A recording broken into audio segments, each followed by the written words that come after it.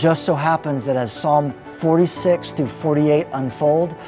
we find the very answer, an intervention of Yahweh to save Israel in Psalms 46 to 48.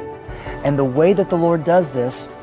is He becomes no longer distant, and Israel's no longer wondering if God will help her, as was mentioned in those Psalms, but now He is a very present help, on the very earth help to Israel, who is surrounded in Psalm 46 by raging nations. And the way that God ultimately delivers her is through the uttering of His voice that results in an earthquake that the earth has never known, which seems to be equivalent to the great earthquake mentioned in Ezekiel 38 and 39, as well as Zechariah 14 and Joel 3, and perhaps the actual equivalent of the earthquake in the final bowl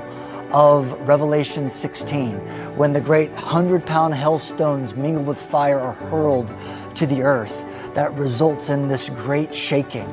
And the reason why we guess that is because in Psalm 46,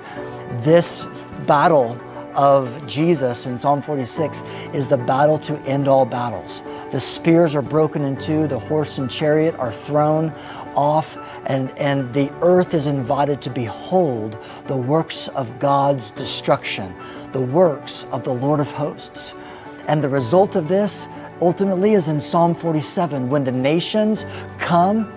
the new nations that God, not new nations, but the new kings that God owns, that He has appointed over the nations, are invited to come, to clap, and to celebrate, and to rejoice in the God that delivered Israel and is now king over all of the nations. And what's profound about Psalm 47 is this phrase, when it says that all the people or the nations of God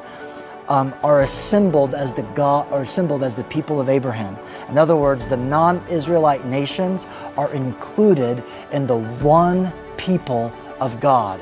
in that time of the millennium after Jesus delivers Israel in Psalm 46. And then Psalm 48 is this glorious psalm that